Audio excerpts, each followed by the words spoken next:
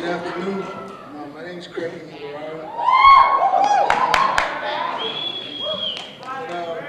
My story is about where I'm from. And, I was born in Zimbabwe, in Africa, in a city called Harare. And I lived there until I was 6 years old. Then moved to England. And from England, I moved to America. Then I went back a year to Africa, then moved to America when I was 11 years old. But yeah, my story is basically about where I'm from and what I learned about where I'm from and why I should keep the same values that I had when I was growing up. Basically, when I was young, right, I grew up with my grandmother, because my mom, she had me when she was turning 20 or 19, yeah. She had me when she was turning 20, I think 20. But yeah, she had me when she was turning 20, so she was kind of young, and she didn't finish school and all that, and she kind of needed help from my grandmother. My grandmother, you don't want to mess with her, but she raised me, and I grew up with my grandma actually on a farm, and until I was 6 years old. And it was kind of tough. It was kind of like you had to mature faster. You had to do things while you're still kind of young, but it's kind of, part of, how it is. And we moved to England, and in England I started adapting to that sort of area, started changing or whatever. And I just started acting like, different. Like, how you moved somewhere, you start acting the same way as certain people and all of that. And I kind of forgot about where I'm from because I was young, so I was just like, whatever, like, it didn't really matter to me. And I lived there for like 4 or 5 years. Then when I went back to Africa that one year, I moved with my grandmother. And me and my grandmother was like, it was cool, but she was a strict lady. I remember one day, she asked me to do something, and me being a little smart ass, I was like, no. Yo, this lady smacked the crap out of me. I didn't know what was going on. Like, when someone smacks you so hard you can't hear out of that ear?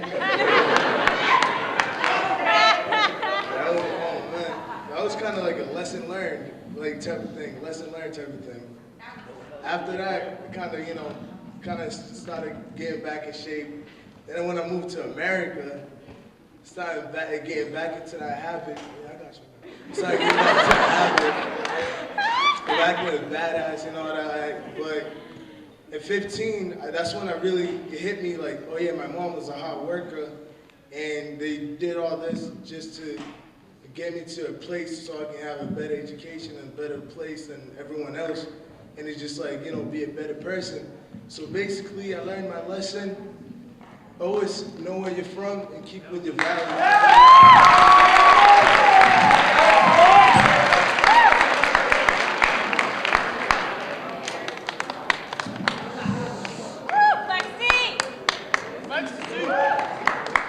Hi guys. Love you, Lexi. My name is Lexi. Yeah. Judges had to call me Lexi, but everybody knows my name is Lexi. Yeah. So my story is called When I Was Lost. So forgive me, this story is kind of intense. It has to do with the subject lost and found. Alright. Around the time when I was 15, I was going through a lot of stuff. Since I was little, I've gone through, from the age of 6 up to 13, I've gone through a lot of sexual and physical abuse between family and just, yeah. So, when I was 15, I was very caught up. I didn't know who I was. I didn't know what I was doing. Like, I hated myself. I didn't like who I was. I felt alone. I was scared. I was alone. I was by myself. I had friends, but, you're always in that state of mind when you feel like there's nobody there. So, I remember one night, I was sitting alone in my room. It was really dark. And I was laying down, and I was staring into my ceiling. I looked up at my ceiling. It was dark, pitch black. And I just felt everything come out to me. Like all the pain, like everything that I've ever gone through, it went up into the ceiling, and I was watching everything that ever happened to me. I started to cry, and I said, I don't want to be here anymore. I don't want to be me. I don't like who I am. I hate myself. I hate my past. So that night, I decided that I wasn't going to be here anymore. I didn't want to be Lexi. I wanted to die. So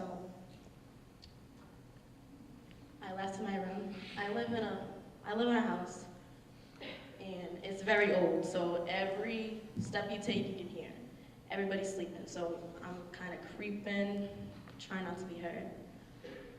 But this one step that I take, it makes the loudest creak ever.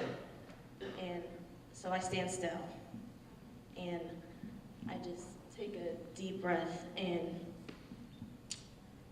I swallowed and gulped a big, just this big gulp of just scared.